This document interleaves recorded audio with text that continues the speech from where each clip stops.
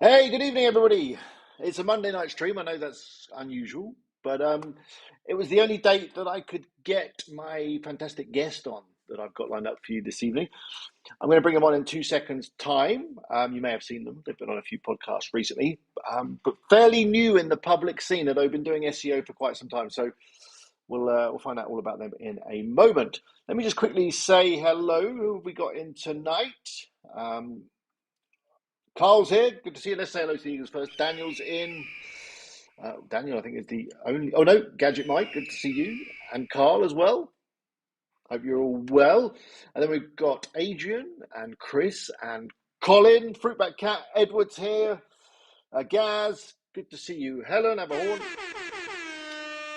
In love with Thailand here. Yep, is here. I've seen you for ages. And James is in the chat, by the way, so he may answer your questions in there as well as on the screen. We've got Miss Wicks, Miss WKS. We've got Michelle. We've got Paul. We've got Phil from the Spiderweb, and then we've got the Dad Gamer. So without much more of an ado, let me bring on my guest.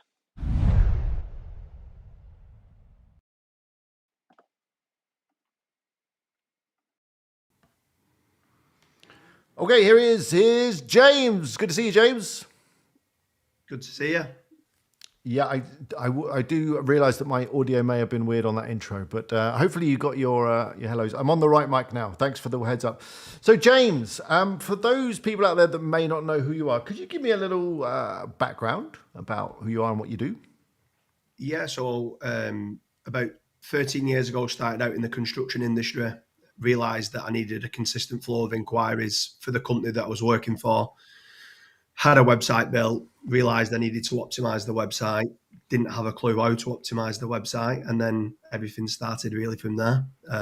Started to try and understand what was needed. Went down the white hat route, went down the black hat route, trying to work whichever way it was to be kind of money hat, and just tried to get as many inquiries as I could at the time. Was probably one of the worst SEOs you can ever come across for the first 2 or 3 years. But I suppose everyone's like that. And then things started to click into place. Probably I'd say about 9 years ago, and then things started going well, and then got hit with a lot of panda penalties and penguin penalties and every other penalty you can think of. But we've over the time we scaled out a lot of sites, so it was like some sites got hit, some sites kind of doubled in traffic, and then quickly realized that we need our own in-house testing team. So I think that's probably been probably my most successful thing that I've ever done. Because from there, then I listen to a lot of like the SEO myths in the industry, and then I can test it firsthand myself in the real SERPs, and what might work well in one niche might not in the next. So prime example, I'm in the casino market, iGame, the whole iGaming, so it's like sports betting and stuff like that. I'm in that quite heavily. I'm in the finance market, and then I'm in a lot of like local lead gen as well. And they're all very, very, very different in the way that you need to set up the SEO, whether it's from a link building point or content optimization point and topical authority point. I've got different teams now doing different parts, because one might be very good at finance, but not very good at local or casino, which I don't think people talk enough about. I think people just think it's one algorithm and that's it, and it works the same in every industry, but it's not really the case. No. Okay. By the way, people out there, if you've got any questions, just put them in the chat, and I'll ask them as and when I see them. So let's go back to the start. I'd imagine SEO was quite different back then, right? Yeah, very different. Yeah, if you got your keywords in the title tag and then you hit it with a few links, you ranked. That's pretty much how it used to work. That's how it worked. Yeah. And there were so many people back then. I can remember making so many mistakes. You know, they'd build their website in Flash, for example, so that Google can index it. They wouldn't use title tags or headings or anything like that. And things like that. You had the meta keywords tag, right, and the meta description tag, and they actually had quite a big effect. Yeah, they did. Yeah. The good old days, I guess. Meta descriptions and meta keywords used to work, and now obviously they're zero value, but yeah, they used to work well, to be fair.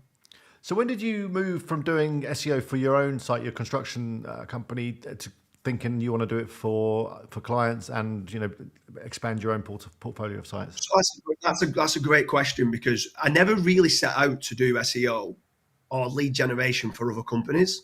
So what started to happen was I'd do it for my own site.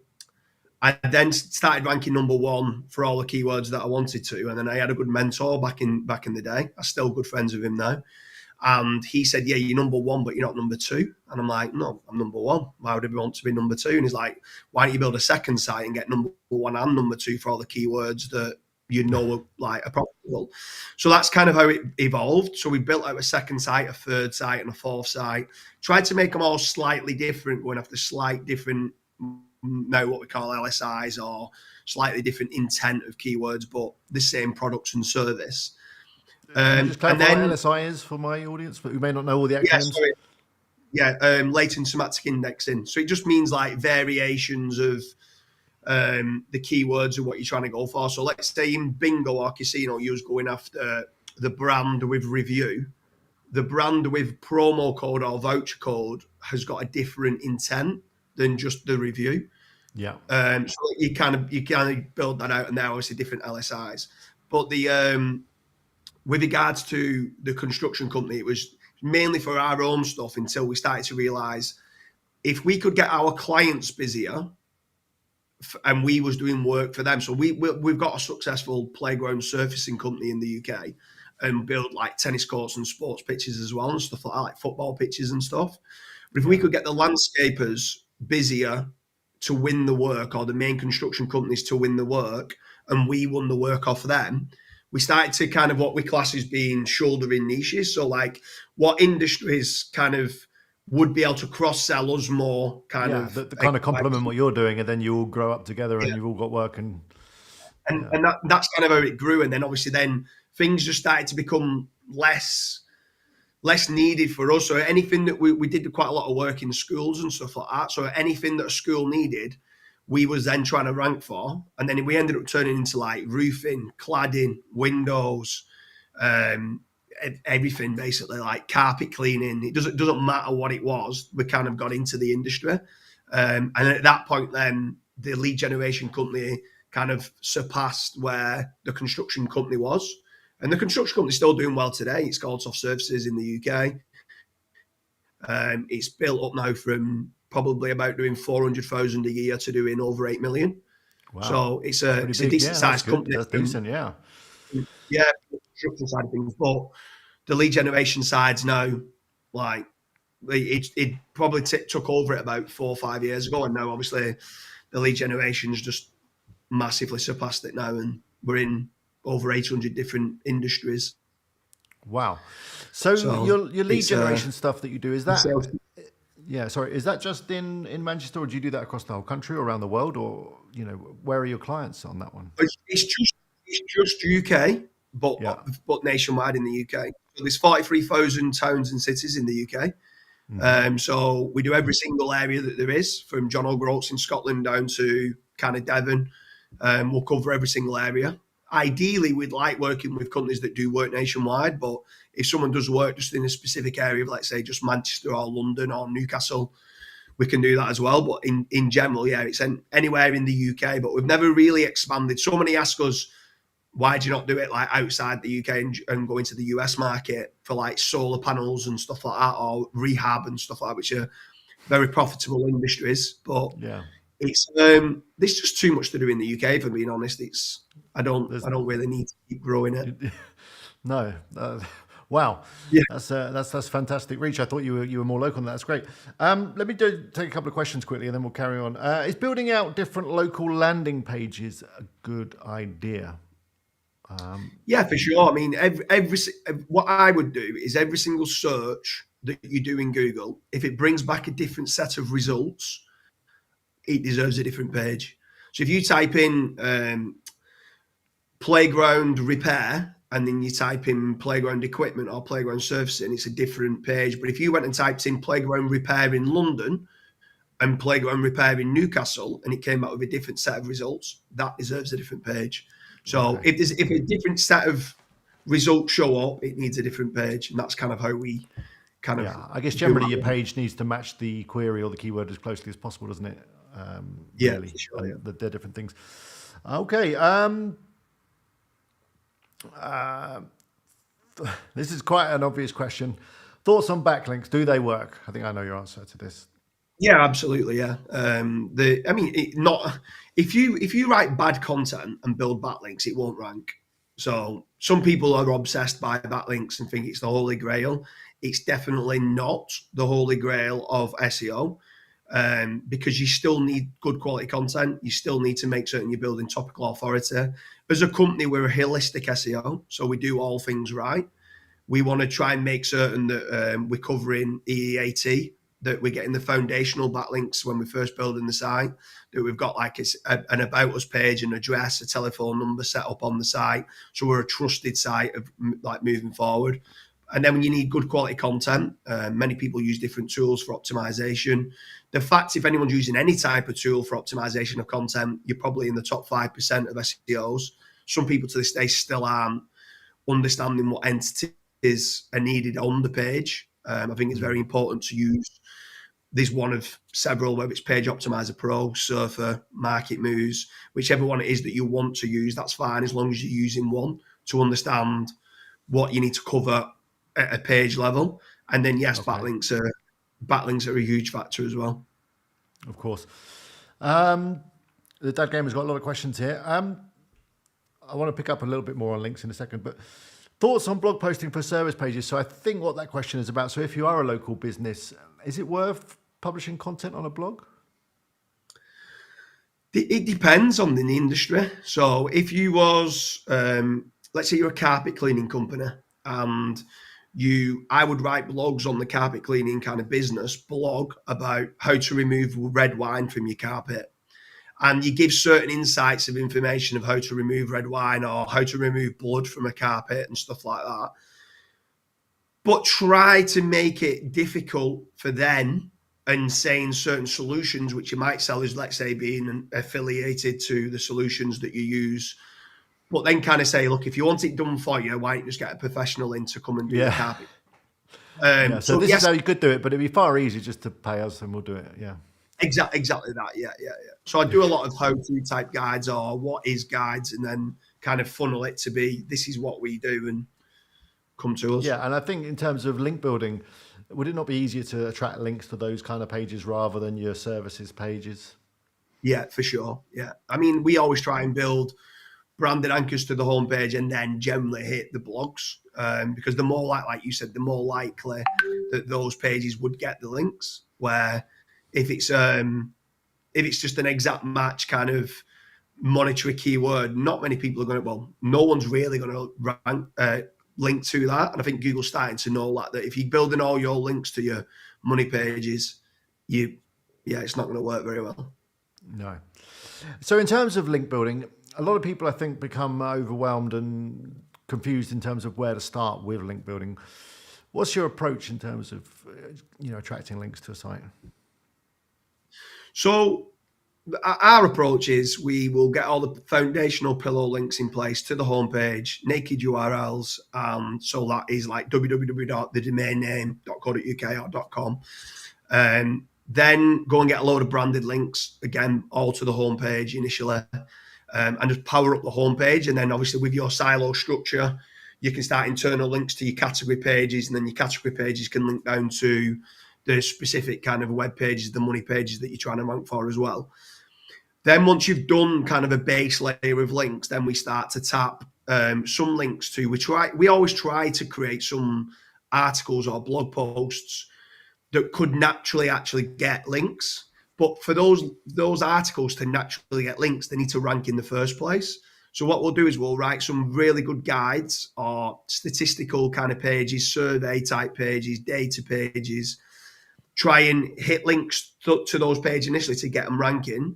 And then naturally, as that page is ranking, you might start getting picked up by some reporters or journalists that might be talking about that subject and link back to you.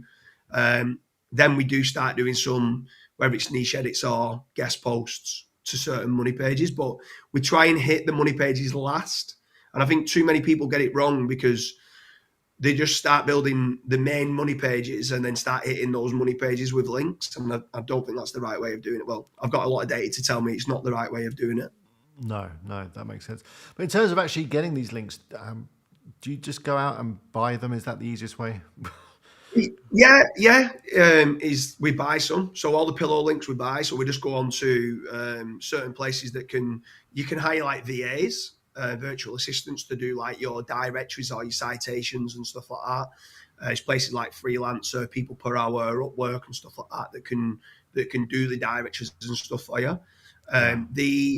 You do try to create some articles out there that could attract natural links, or try to create some images that people might want to use, or infographics that people might want to use, so you can naturally start to get picked up, that people start using. You can do like a reverse image lookup. Anyone who's using your image, you kind of outreach to them to say, can you credit the source? That's copywriting, for instance. It's our image. But yes, initially you need the domain power. So people kind of frown upon, should you be buying links or should you not? Generally speaking, you need backlinks to rank. And initially, you probably need to give it that boost with guest posts and niche edits, or some people use PBNs and stuff like that. You could do digital PR campaign if you want to, but to start with, it's expensive. And a lot of the digital PR links, even though they might be on authoritative sites, they're normally no follow. So they're not really going to give you the page rank kind of distribution that your site needs to rank. So yes, you probably do need to go and try to acquire some backlinks. Okay. Well, I know you've tested a lot of things, so let me ask you a couple of questions on some of the stuff that you may have tested and may know the answer to, because I've got a question here from Gaz. But also, just on that no-follow linking, is a no-follow link of value? Yes, it absolutely is. Even more value than it ever has been. We did a lot of tests on no-follow, and now it's nowhere near as powerful as a do-follow link, but even unlinked mentions nowadays can shift the needle. So trying to get as many mentions of your brand on the internet as you can will help your site rank better. So yeah, that's interesting. And I know you work with Kazra, and he's mentioned that as well, that even if someone says on an article that James Dooley is an SEO expert, then Google takes that into account. And if it sees that enough, it then starts to link the two together, even if they're not linking to you personally on your website or whatever, or on your social media. That's interesting. So another one that you may have tested, and this was something, again, we talked about the other week, is in terms of metrics that Google likes to see. Now, Nick at Search Birmingham, he is very big on building sites and ranking without any links, because he believes in delivering a great user experience through good content. So what metrics are Google actually looking at? And in terms of your testing, which ones have you seen really move the needle? I think last time Kazra was on, he said that click-through rate is especially important. So that's the number of people that click through from Google against the number of impressions. But what other metrics do you think really have an effect? Again, I will kind of bring back to the point of holistically, you need to make certain you're doing all things. So believe it or not, people don't want to believe this, but it is true, is that if you actually started running PPC to your page, to your site, you will actually gain in rankings. Now, I'm not saying for 1 minute that because you're bidding on PPC, Google kind of reward you better, but it's an indirect ranking factor, and it's the click-through rate through to your site of the traffic and engagement and behavioral signals that then people do by clicking on other pages. I've tested it firsthand, and I've tested it in hundreds of niches. If you started running some PPC, it would slightly help your site. I'm not saying it's a big ranking factor, but it helps. So then knowing that traffic helps, if you started to grow your social media kind of subscribers and audience and directed those people through to your site, that's also a ranking factor. Traffic is a big ranking factor through to your site. You need to try and find it in as many places as possible. We've bought certain websites that their content of their website and their backlink profile of their website wasn't very good, yet they was earning over £25,000 a month, and literally 90% of the traffic that was gained was from Pinterest.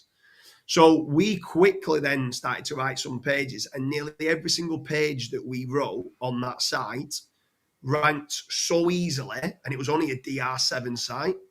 So when you start talking about a backlink, a massive factor, they're not the only factor, because we had a DR7 site that we built up to a huge it was doing over 500,000 monthly searches. So wow, traffic's a big part.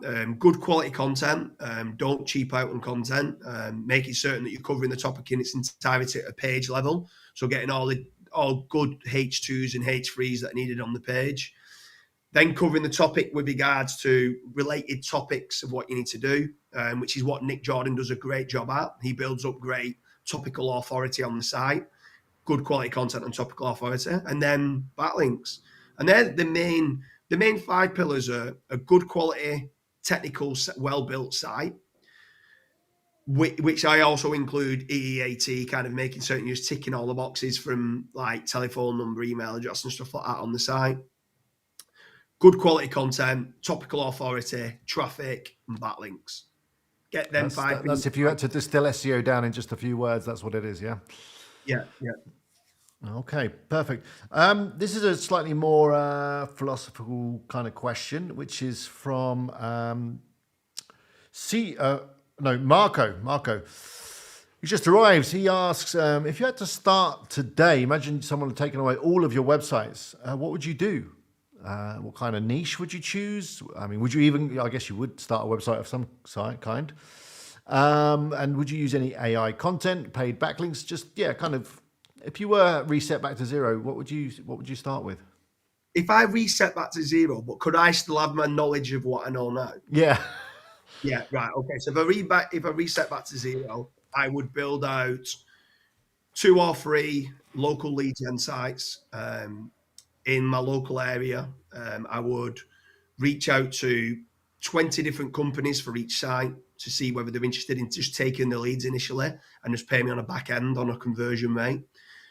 In local, you probably don't need many backlinks. So I would probably I'd probably just set up like a Twitter account, just like a bit of a social fortress around the site and write 30 or 40 pages. Yes, I could use AI. I'm not against AI, if I'm being honest. I think with the right prompts, AI can write sometimes better than humans can write. Yeah. So I've seen so much, like, I don't know if anyone follows Julian Goldie. I'd highly recommend following him, because he's got some amazing prompts of what he uses, and he's built several sites from 0 to over 300,000 clicks a month just using AI, using auto blogging. Because that kind of pulls in images and pulls in videos, and it's got the right prompts on the page of what you need to do. And yeah, I'd build those out until those started earning money, and then I'd start in the background, once I've got those sites earning money, start entering a few of the more difficult kind of industries like mortgage brokers and stuff like that, and go down that route where you're going to get paid more per lead than, let's say, a local plumber or a local carpet cleaner, but it's harder to rank in those industries. So I'd start off with the easiest ones where you might earn £200, £300, £400 a month. Start building up to the bigger ones where you might earn 500, 600, £1,000 a month. Until then, bit by bit, you can build it up to some of the most lucrative kind of like markets that there is, where you might earn 30, £40,000 a month. That's in lead gen. Yeah. But, so on the lead gen scale there, what kind of industries are at the low end and which ones are at the top end in terms of competition and then the value of the leads, I guess? I think anyone who's got an Ahrefs account can kind of go in and start searching. Probably the easiest way to go into Ahrefs, type in near me, and then sort by CPC. And if you go sort by CPC, at the top, you're going to get all the most lucrative niches. Is that like the lawyers and the, I don't know, exactly. Finance kind of people? Anything in law is generally pretty good. So like divorce lawyer and stuff like that. They're all good. In the finance sector, things like invoice factoring, that's absolutely out of this world. So if you could generate leads for invoice factoring, you could probably earn 60 to 70,000 pound a month. Wow. Just on that one niche. But it's let me just get this clear in my head in terms of the process for setting up like a rank and rent. You would build the site up first and try and get it ranking and getting some traffic in, and then you would approach potential clients. I guess that's the best way around, because you could say, I've got this site, it's getting this amount of traffic, we could probably generate you this kind of lead volume, and then Yes, you could do it that way. If you knew that if you knew that you was going to be able to rank it, which I know that I can rank it, I might actually contact a few of them from the get-go, because I might want to use some of their images and some of their videos. So I might say, look, I'm not going to charge you a penny to build a site. I'm not going to charge you a penny for the SEO. I'm not going to charge you a penny for the inquiries that I send you through. All what I'm asking you to do is add me something on in the back end. So it's a no-brainer for the businesses, absolute no-brainer. Why would they not want to do that? Because they've still got their own website, which can generate leads. This is just an extra income of leads. If someone ever came to me and said, I'll generate you leads for some of the stuff that we do, but you only need to pay us out of your winnings, of course I'd do it. Why would I not do it? Like, extra business. So at that point then, if someone kind of likes what you do, they're probably going to help you they might even allow you to use their address. If they've not already got a GMB at their address, you could use their address for a GMB. You can put some of their details on the About Us page as being a real person that might already have accreditations and awards for that industry. We normally only do that further down once because to start with, we normally go broad and go with 15, 20 different companies. And then from there, then they say the cream rises to the top. So from there, then what you'll do is you might narrow it down to the best 2 or 3, see who's going to be worth to start paying the most. And then at that point, you might start saying, can we add your staff onto our website on the About Us page? Can we even add your company number? Basically, this site can be seen as being you, but it's just owned by us and we rent it out to them. And that's kind of... Did they not get funny that you're kind of competing with their own website? Not at all, because if they can get leads from their own website as well, then happy days. And as long as you've got to remember, a lot of these people don't properly understand SEO. They've probably had their fingers burnt 10 times over by SEOs. By those SEO companies that just took their money and sent them a report every month about some... Exactly that. Stuff. So these people are business owners. And what do they actually give a shit about? And it's the bottom line. They want business, yeah. They want to make profit. So if I'm going to guarantee them profit, they're going to say yes. Like, why would they not say yes? Do you know what I mean? So, like, we're one of very few people in the industry that can pretty much guarantee profit to our customers. And it gets to a point where I've got a very happy team. I've got a very happy sales team, because when they're speaking to the clients, generally all the clients are happy. The only thing normally they're saying is, can you generate us more leads? Well, that's a good problem to have.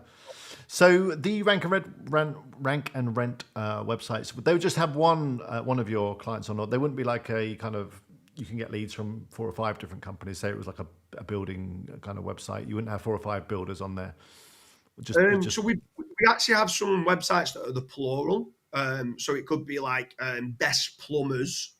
And then on there, we might have 4 or 5 different companies on. But generally speaking, if we've got a site that we build out that might cost us maybe £15,000-20,000 to build out from start to finish, full content done, topical authority done, backlinks done, probably costing the remit of around that in an easy niche, we should really be getting maybe £1,000-2,000 a month. So normally within 1 year, we've got our money back, is where we're at in an easy niche. In the harder niches, it might cost us £60,000-70,000 to build the site, but we could be earning £5,000-7,000 a month. So again, normally within a year, we've got our money back. But Alex, you've got to remember, like, we've failed so many times in the industry. We now know what we're doing, where others might not have them same results. So I don't want to kind of be seen as being a financial advisor and say within 12 months you'll get your money back of what you spend on a site. No, you've obviously burnt for a lot of money and time and blood, sweat and tears to get to that point. You know what works, what doesn't work. Yeah. I mean, it might cost us 100,000 to get to where we might be able to do it in 10, 15. So that's interesting. So then you just charge the client a fixed monthly fee just to be on the site, basically to have access. It's not like a pay per lead thing or anything like that. So we if they want pay per lead, we can go pay per lead. But normally what starts to happen is they normally go onto a pay per lead model because that's what they're used to. But after a while, let's say they was paying on average £7,000 a month. If I say to them, look, why don't we do a rank and rent, a fixed fee, £5,000 a month, they're happy with that because they was paying approximately £7,000 a month. And it sounds daft because you might say, well, why would you do that? Because you're losing out on £2,000 a month. when we've got a fixed fee kind of model, we know then how much we can spend and invest into that site because we know how much we're earning each month. Yeah. If it's £7,000 a month, but then it's 2,000, then it's 6,000, then it's 9,000, then it's 3,000. It's very hard for us to budget over a year where we can be at and what we can go after. So they prefer it because they know what they're paying us. We prefer it because then we've got kind of budgets in place of knowing what we can do, and we make certain that our clients make a return on investment. Like, we want to make certain that all of our customers, by the end of the year, every single penny that they paid us, they're happy to pay us. And that's kind of where we're at. And it gets to a point now where, I mean, I don't speak to a lot of the clients. We've got a big sales team that deal with it on a day-to-day. Anytime I speak to them, I just kind of say, look, I'll speak to you once a year. And that's when you're inviting me on your Christmas do. And that's kind of what I end up doing. And I love seeing them, and I love seeing the growth of all the companies. And we've got to make certain internally now, and this is a good problem to have, but it is a problem, that with a lot of power becomes a lot of responsibility.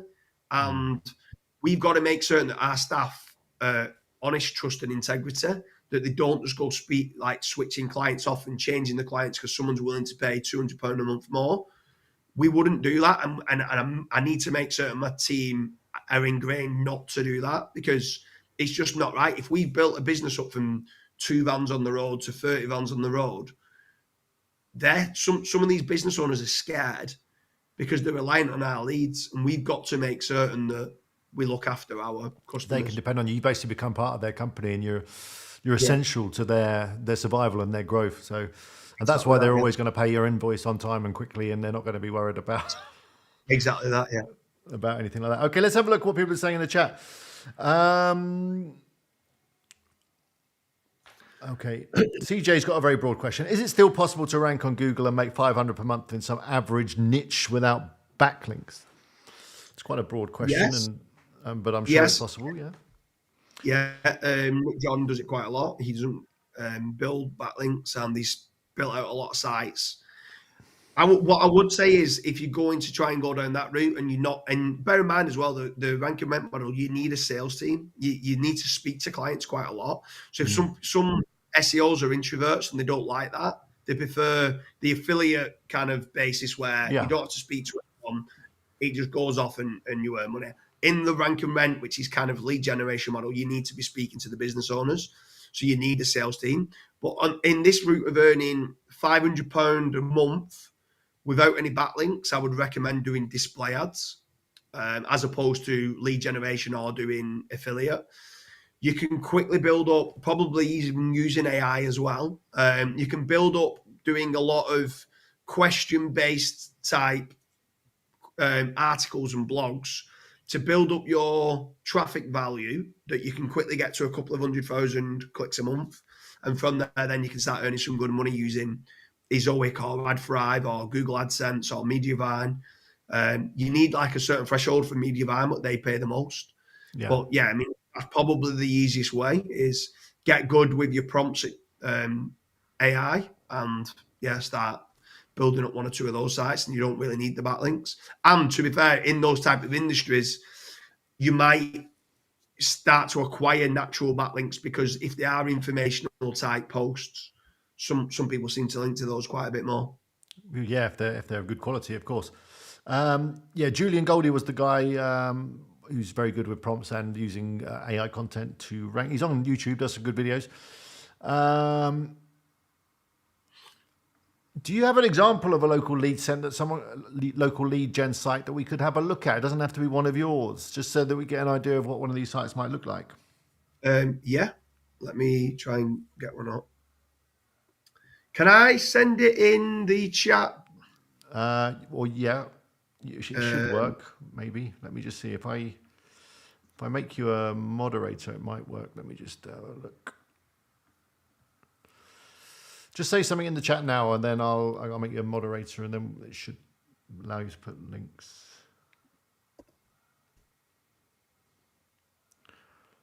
Okay.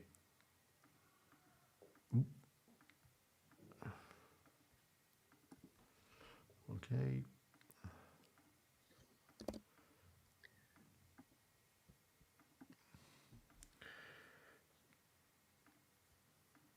Okay. Try and post it in the chat now.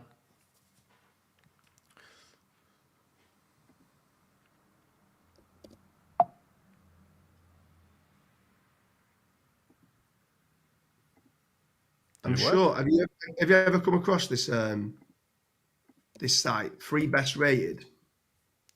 Free best rated? No. Okay. The top 3 businesses, professionals. Okay. This isn't one of yours, or is it one of yours? No, it's not one of mine. No. No. Okay. But these do a good job.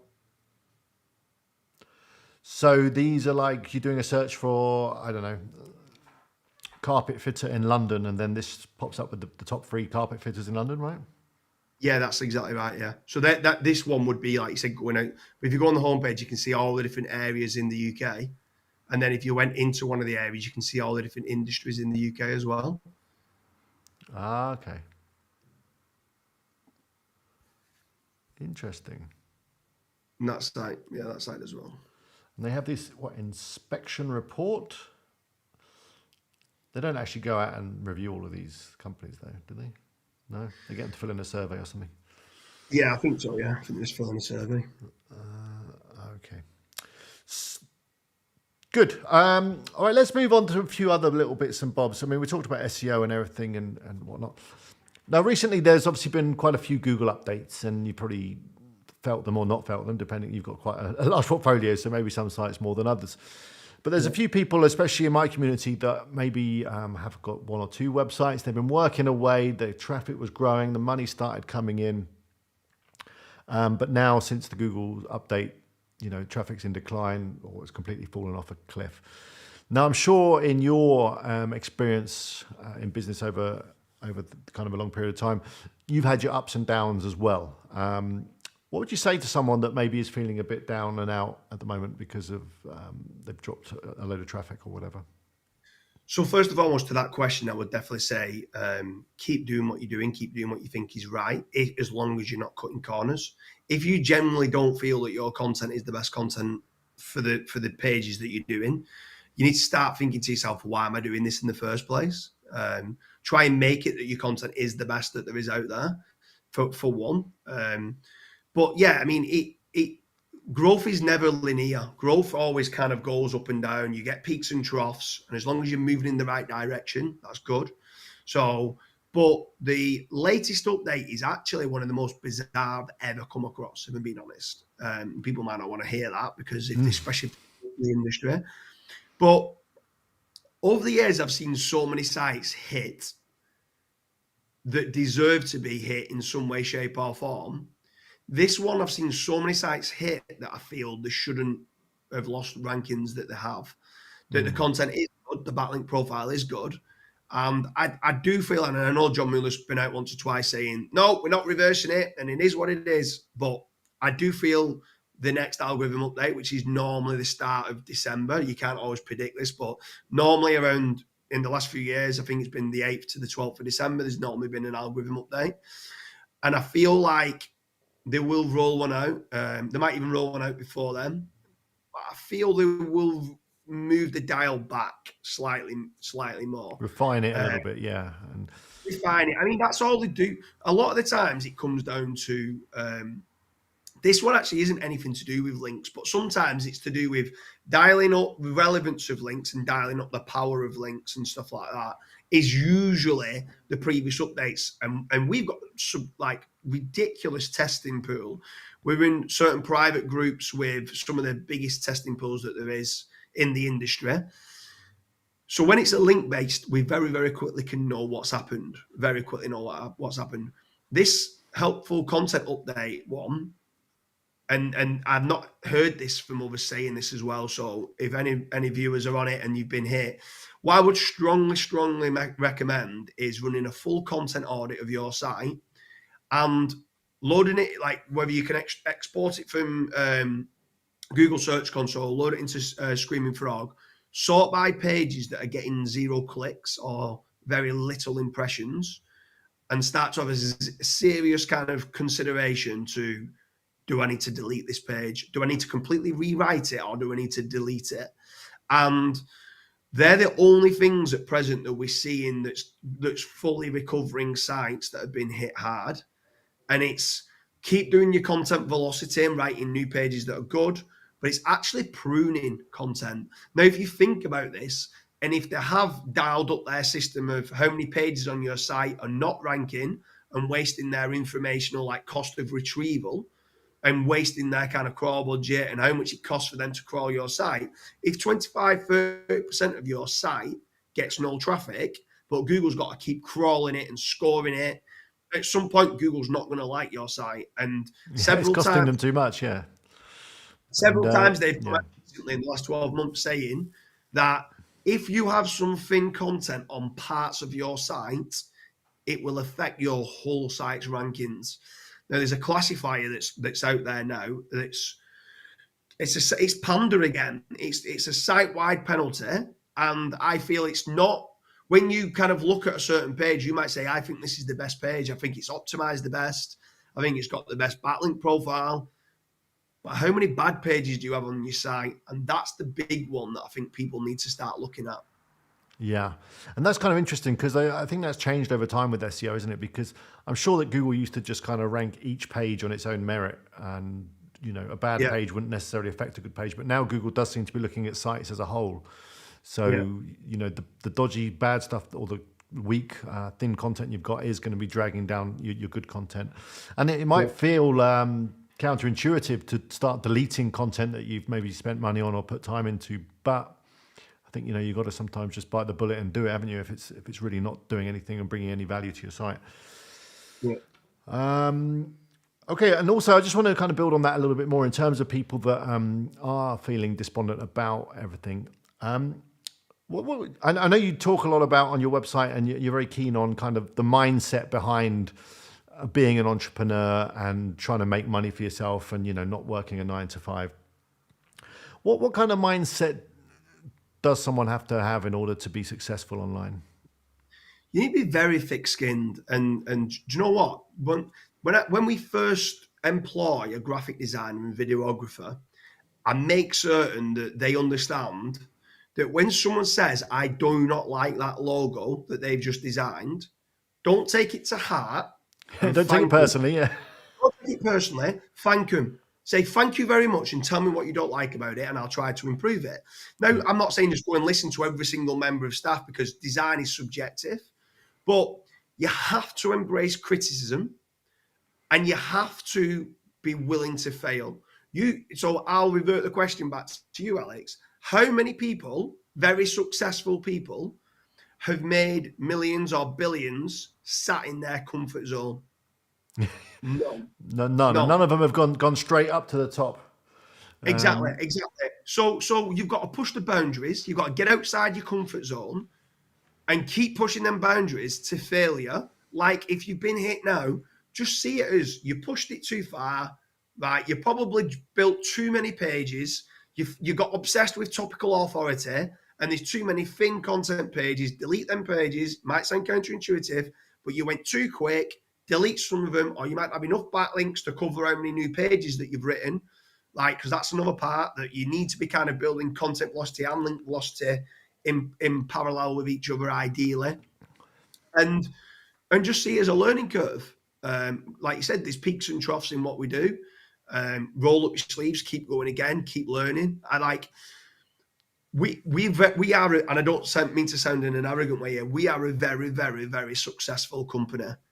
But still to this day, all my directors, myself, every single day is a school day. Every single day we want to learn something new. Every single day, like, I go home, and when I go home, I want to know how many times some of our staff have failed. Not what they've done well, how many times they've failed, because that tells me how far that we've pushed the ball. And I kind of embrace and I get excited when we fail, because we're going to learn from it. And you win or you learn. You win or you learn. There's no such thing as losing. Just treat it as being, this is a stumbling block. How am I going to get over this hurdle and go again? And you'll become a better SEO for it. And just better in business and a better person overall, I guess, if you can if you can learn from criticism and your mistakes and your failures and take that as a feedback loop in a way of improving yourself and improving your business and improving your websites. One other thing I've seen you write about, and it's something that I learned about a long time ago, and that is the law of attraction, which some people might think is a little bit woo-woo, a little bit airy-fairy. But is that something that you still believe is important? Yeah, definitely. I think there's an amazing book called The Secret by Rhonda Byrne. I'd recommend anybody reading it. I think it's an amazing book. I think the law of attraction is 100% a thing. I think that it's not. I'm not saying I'm not always woo woo and stuff like that, but I'm like, it's when you start to put yourself in a position of this is who I am and start to portray that, things just start to fall into place. Because when you actually believe that, of what you're saying, of where you want to be, just naturally you start to grab that confidence of where you want to be. It's just like, think of the end goal and work backwards from there. Yeah, I'm a massive advocate of the law of attraction. I think this,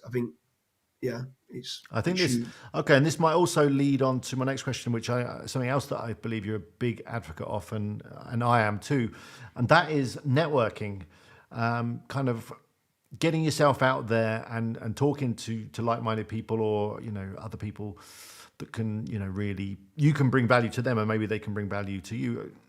What do you think about networking? And how would you recommend someone who maybe doesn't feel like they have the confidence to go out and network? So if you've not got the confidence, generally it's because you've not done it enough. Confidence comes with... You just got to start doing it, and as you say, get out of that comfort zone. Yeah, you have to get, like I just said before, like how many people have been successful in the comfort zone? Oh, I don't like networking. You've got to do it. Get up and get out and do it. And even if it's just a local... Like, say I'm in Manchester, if it's a local WordPress meetup, and yes, I'm not going to learn that much from SEO maybe from them, but it's just getting, somebody else might be there that's a PPC or a link builder or writes content or does something. Just keep going. Now, I mean, people are blessed nowadays. Like, I remember back 10 years ago, I didn't know anyone that was good at SEO. I didn't know anyone that was good at SEO. Like, I was just following people like Neil Patel and stuff like that. And he's a great marketer, by the way, very good marketer. But the nowadays, there's so many groups, there's so many people you can ask questions to. There's people like yourself that people can follow, and the information that you and the people that you're getting on is phenomenal. Like, the information that's out there nowadays is so much easier to grasp and get hold of. So if you know someone's good and they're going to an event, go and book a flight to that event and do everything you can to go and speak to them. And do you know what? These people, a lot of the people that I kind of network with that are very, very successful, they're super humble, because like they're around other people that have done well. And if they're not humble, then stay clear. Do you know what I mean? But in general, we're all in it together. We're all trying to get to the end goal, which whether your end goal is 1 million, 10 million, 100 million, or a billion, it doesn't matter what your end goal is. Like, we're all in it for success and growth. And yeah, networking, I always say the word synergy, where if you combine forces, it creates an even bigger force than you could ever imagine. And the sum of the parts is greater than the parts themselves. Yeah, exactly that. Yeah, so like 1 + 1 = 3. So just get out, network. If you're an introvert, like, I don't know if you ever followed Lion's Eel, like Davil Rosser and stuff like that. He's the most introverted person you will ever meet, ever. When I first went to the Chambai mastermind, really introverted, but then he goes and talks on stage in front of 1,000 people, and he looks like one of the most confident people you'll ever meet. He's a massive introvert. Matt Diggity, another not massive introvert, but how confident does Matt come across in his videos? Yeah, really, no, he does, and he's become a bit of a SEO celebrity in his own right, hasn't he? Yeah, sure. And I noticed that you do go to pretty much every single event that's available, I guess because you see that they're so valuable. And would you say that it's the information that you learn there, or the kind of contacts and friends that you make? Which one's more valuable? So Alex, like, obviously I'm new to the podcast train, but anybody who's pretty good at SEO will pretty much know who we am because of the private masterminds and stuff of what we've done. So pretty much every day I speak to, let's say, Matt Diggity, the Matt Woodwards of the world, like Tim Sulo from Ahrefs. I speak to a lot of high-level people that are doing well on a regular basis. What I try to do myself is go to the masterminds. I'm not a massive fan of conferences, if I'm being honest. I go to the conferences, But the talks that are on stage, some of the people that are on stage say, yeah, I didn't really give my knowledge bombs away on stage. No, I'm not they going to keep give the them good away stuff on back. stage. Yeah. I keep the good stuff back. So they're going to give you the basics. But if you can go and get and grab hold of one of these people and buy them a drink in the bar, they'll tell you so much more, so much more. Yeah. And the conferences are brilliant. Apart from, I don't really like the talks. I prefer You like the stuff that happens around the talk, yeah, the coffee exactly before, that. at the bar afterwards, that kind of stuff. Yeah. So the mastermind, so like we're going to Chiang Mai. We've booked a massive villa in Chiang Mai. People like Corey and stuff like that. I don't know if you've ever heard of him. He's Of course, he was at Birmingham, yeah, and he's a big one of talking about Google, the cost that Google has when it crawls and all that kind of techie stuff. Yeah, exactly that. Yeah. So Corey's stopping in our villa. Charles Float's coming over. And Matt Diggity will be coming over. Carl Roof will be coming over. And we're having a kind of an open kind of, on certain days, just come over and get like 50 people over there and network. And that's every single day in the villa. So the talks on stage, all right, some of the talks might be good, but the whole networking week around Chiang Mai is great. But like you came to Search Birmingham, I bet you liked everything around the event, not just the talks. I bet the chats. No, I liked everything around the event far more than the talks. The talks were fine, but yeah, I know I enjoyed afterwards. I enjoyed going out and just hanging out and just talking to people. And as you say, most people, even if they are highly successful, will happily just talk to you and share stuff and share their experiences, their ideas, their tips, and just generally help you out. No one's going to put you off or not want to talk to you because you haven't made success yet. No, definitely not. So yeah, networking I think is very important. I think just in general, and when I was a very young apprentice, my boss, I was at a very small business, he sent me out networking to like BNI meetings and all those kind of things. And I hated it, absolutely hated it. But because I was told to do it, I did it. And I pushed myself out of the comfort zone. And people that I met back then are still, I'm still friends with them, and, still opportunities and stuff comes up. So your network is probably the most powerful thing that you can have. And the old adage, it's not who you know. No, it's not what you know, it's who you know, I think rings true, doesn't it? Or there's like, your network is your net worth. Yeah. Which is another great saying. Good. Well, wow, we've nearly been going for an hour already. Let me just quickly go through some of the chat that I might have missed.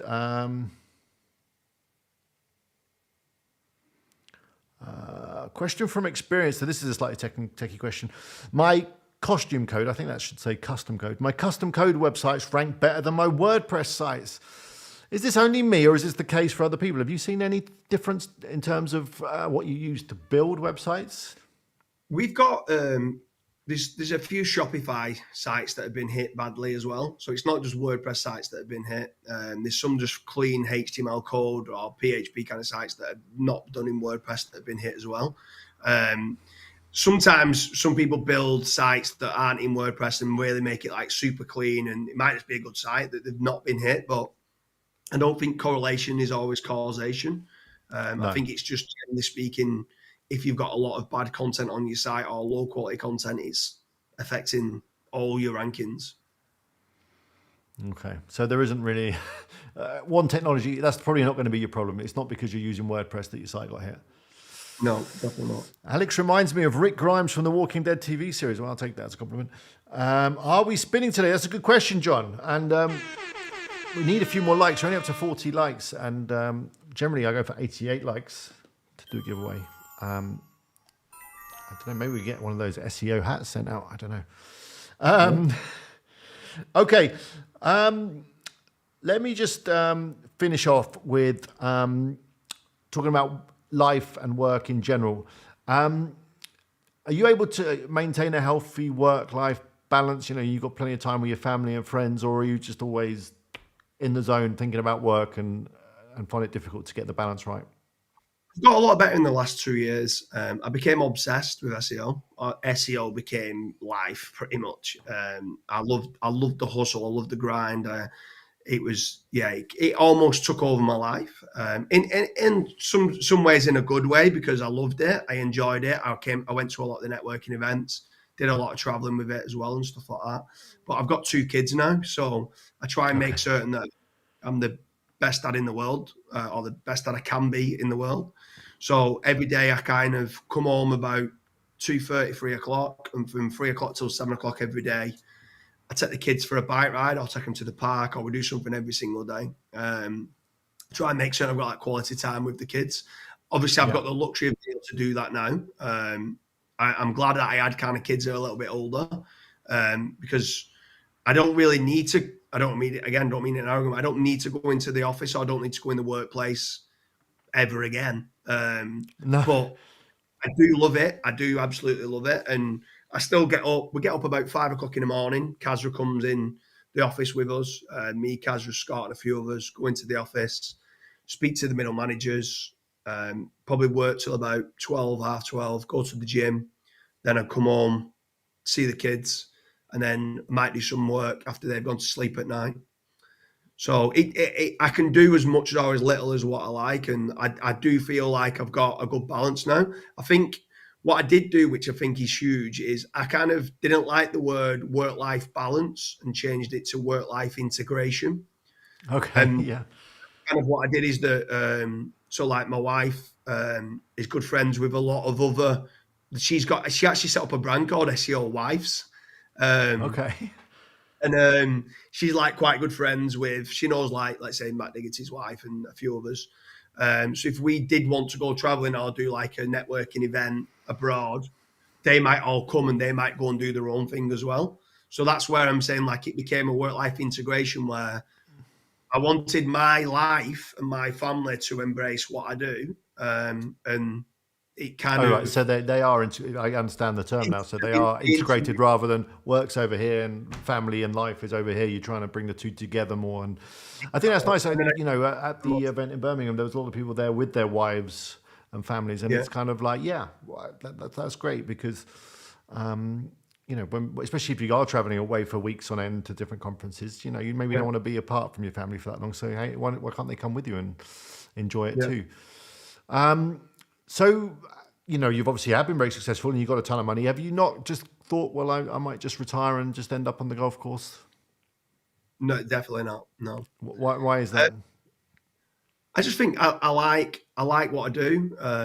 I think if someone turned around to me and says, here's £1 billion now today, you can't work another day in your life, I'd reject it. And legitimately, I would reject it. I don't think it'd be good for my health.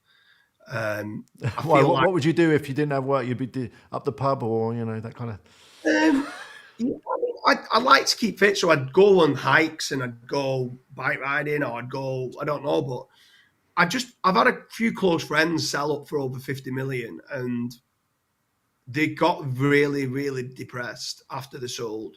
And then really? Either don't have stats where people that have won the lottery and within 12 months they've killed themselves or become really depressed. And some people go, do you know what? I would love if someone give me £5 million. But the truth of the matter is, in SEO, people make big money very quickly and it can change them as an individual. And I just like to remain rooted. Like, you'll never see me anywhere, Alex, with, I've no tattoos, I've no expensive jewelry, I've no expensive car. I just like an easier life. It's all about memories. I don't get me wrong. I like traveling. I like stopping in nice hotels. And I guess you fly business class or whatever, and you know, take a nice hotel and eat good food and all the rest of it, which is great.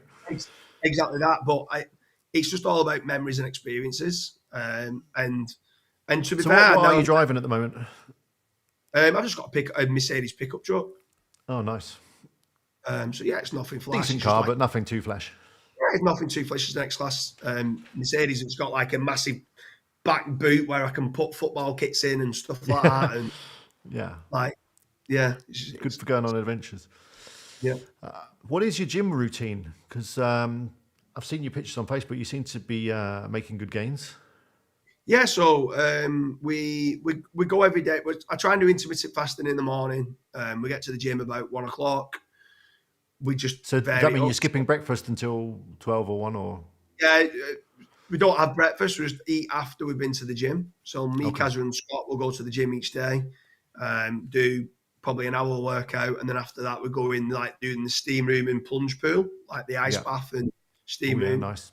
We do like 2 cycles of that, and then come home and go out on a bike ride with the kids and stuff like that. So, okay, so yeah, I think skipping breakfast is good as well, and just eating after workout. And then what, you eating a load of protein? Yeah, try and straight after it, like chicken and rice and fish and veg and stuff like that. And then normally if I go out of a weekend and I have a drink, I normally have a big fat cheat day the next day. So it's that's not good. Like, so yeah, I was going to say. I mean, you said you're getting up at 5 every day. Is that the time you just normally wake up, or you make? Yeah, I mean, I've always been a bit of a freak, if I'm being honest. Like I only need probably 4 or 5 hours sleep a night. Oh, so you're staying up quite late as well? Yeah, probably about 11:30, maybe 12 o'clock, something like that. Kind of fall asleep. Try and switch off about 10:30, 11. Kind of off the laptop and no blue screen, no blue light after that. But yeah, normally I'd probably say about midnight and get up about 5 each day. Okay. But I'm naturally waking up at that time. I'm not setting my alarm to get up at that time. I just feel I don't like for certain people that wouldn't work for them. Some people need 8 hours, some people need 9 hours, some need 7. I suppose do what works for your body. Yeah. I kind of think it's a gift that I've got more time awake, but people say, "Oh, it could catch up on you later down the line." But it's not that I'm forcing myself to get up. I just and you find you get a lot done at that time. I find that time in the morning is quite productive because it's quiet and you you have the time to yourself. From 6 till 9, then 3 hours, I'm in flow state. And I get so much work done. I literally only need to work 6 till 9 every day because in those 3 hours, I would get easily a full day's working from being, if I did a 9 till 5 job and I was in the office with other people talking, then 3 hours, I'd get way more than I would on an 8 for the rest of the day. Yeah. That makes total sense. And you did mention alcohol briefly there. So a lot of, again, super successful people on YouTube will say, you've got to get up at 5 in the morning, have an ice cold shower, no alcohol, and just eat salad. But you still have alcohol in your life? I do, yeah. I'm not an alcoholic. I don't drink every night. I don't have any like. The thing is that the missus, she doesn't drink at all. Like she's really healthy. She's vegan. Doesn't drink at all. So during the week, I'm like, I only eat kind of vegan or vegetarian type food. Well, I'll say that pescatarian. I still have fish, but then over weekend, if I'm going out for a meal with the lads, I'm going to have a steak or I'm going to have chicken. Do you know what I mean? Like, we're having a curry and a beer. Yeah. Yeah, I look forward to having that then. So I'm not myself. I'll eat meat. I'll eat protein, and I'll have a drink over the weekend. And sometimes if I go to these events, we'll have a nice party and stuff like that. So yeah. I try and just make sure that I keep everything as a balance, like as much as I can. I can take it or leave it, having a drink, but sometimes, and I know it's probably the wrong thing to say, but if you're socializing and everyone's having a drink, sometimes it's nice just to have a drink, I feel. But it does help in its own unique way, doesn't it? Sometimes, especially when you're out networking with people or whatever, sometimes it can help lubricate the conversation and get things going. Okay, well, let's. I don't want to take up too much more of your time. Let me just see if there's any more questions. Multiplayer Games says, come on, guys, give a thumbs up. I ditched an Ezoic webinar to come here. Well, I think you've definitely come to the right place. Nothing against Ezoic, of course. No Code Dad says he is up at 5. No alcohol. That's normal for me. Quit drinking 10 years ago. Well, good for you. No Code Dad. It's whatever works for you, of course. Good. So we're up to 49 likes. I think as James is here and it's a special occasion, I will do a giveaway. Phil has said that I can give away a copy of a Popcorn Theme license. So if you're not running Popcorn Theme on your site and you may be interested in getting that set up, say something in the chat now and I will do a giveaway in just 30 seconds. You all right to hang around for a couple more minutes, James? Yeah, that's fine, yeah. Okay, let's get the music going. Let's go.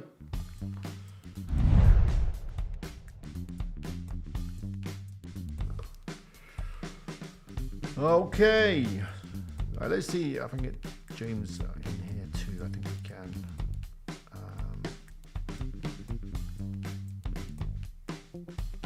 Say something in the chat right now. There he is. Perfect.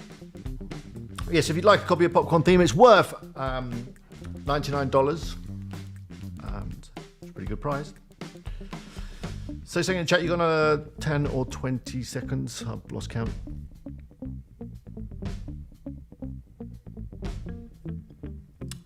The Dad Gamer has asked, love tonight's video. Does James have a channel? I believe that you do have your own YouTube channel because you've been putting all the podcasts you've been on and taking a copy of them and putting them on your channel, right? That's right, yeah. Yeah. Right. So where can they find you on YouTube? I think it's just James Dooley, isn't it? James Dooley, yeah. Or In James fact, Dooley.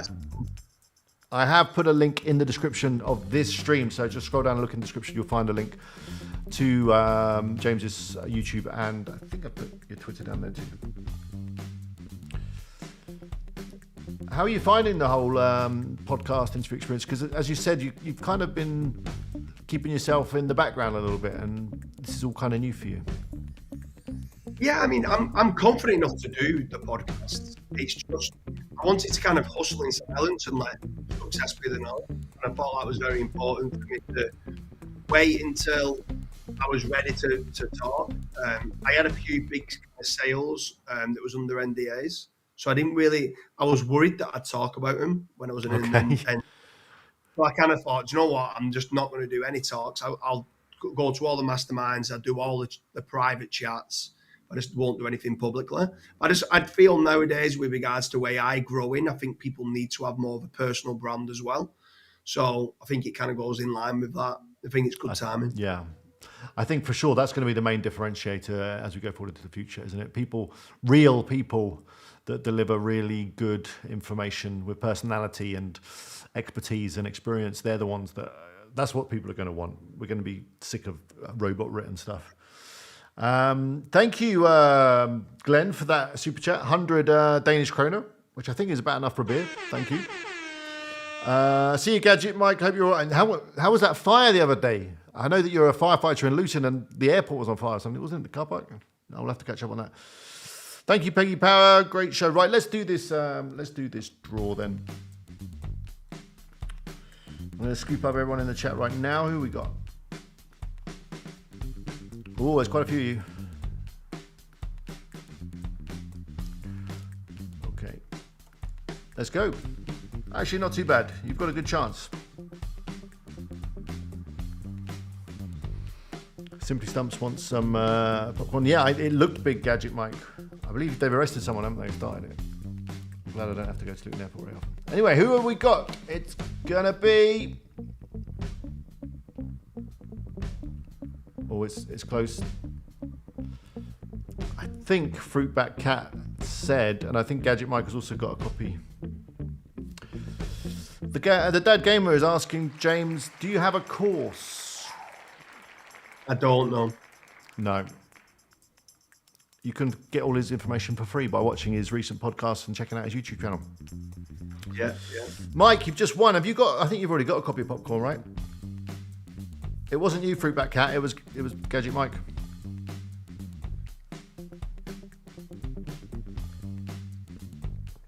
Mike says respin. Okay. You're off duty and got called in. Wow.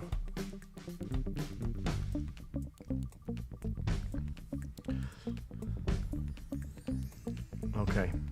Chris, I didn't see you in there from Niche Safari. I hope you're all right. Oh my God, it's going to land on the same one again. What the heck is up with the Willa names? Actually, I think I'm going to move it on to the next one, which would be Gaz, who I know has also already got popcorn thing. Gaz, drop me an email and we'll sort you out with something, all right? Because I can't be able to keep spinning the wheel all night. Okay, let me just finish off. Okay. All right, James, thanks for coming on. Hope you've enjoyed it. It's been a pleasure. Good. And thanks for sharing all your experiences and wisdom. I just want to finish with one final question, which is, if you could only follow one person on Twitter with regards to SEO, who would that be? Corey Guba. Okay. That's spelled Koray. Gubur, yeah. I think. I can find a link for that. Interesting. Why Corey? Actually, I'd say Kazra. I'm going to reverse it because Kazra's young, he's ambitious, he's done all Corey's course, so we can talk about all that anyway. So he... Corey's just on another level for content, and I think content's becoming more and more important. That's why I said Corey. Kazra is a well-rounded SEO with regards to understands good quality content, but then he understands not to build toxic links and the right type of links that are needed and the right foundations of what's needed. So as an all-round individual that's looking to grow himself, he's going to start giving a lot of knowledge bombs out. Carl says Kazra is my my choice too. Kazra has, of course, just started his YouTube career. I think he's got off to a great start because it's not easy talking to a camera and all that kind of stuff. I'm going to put Corey in the chat so you know exactly how to spell him. I mean, I love Corey as well, but it is deep and technical, isn't it, Corey stuff? That was the thing at the Search Birmingham. I think he came on like after lunch or something, didn't he? That kind of time in the afternoon where everyone's a little bit feeling a little bit sleepy, maybe needs a nap, but then you have to sit through Corey's very thorough and in-depth and full of loads of useful information, but quite heavy. But yeah, I love it. It's that when you get into that real kind of geeky technical detail of SEO, it's kind of mind-blowing. Yeah. All right, James. Well, I hope to see you again in person sometime soon at an upcoming event. And thanks for joining me, and good luck with the rest of your podcast tour or whatever. All right, and thanks everyone for watching, and the rest of you out there, and do follow James on all his social media. But until next time, good luck with your sites. James, stay there for a second. Yes.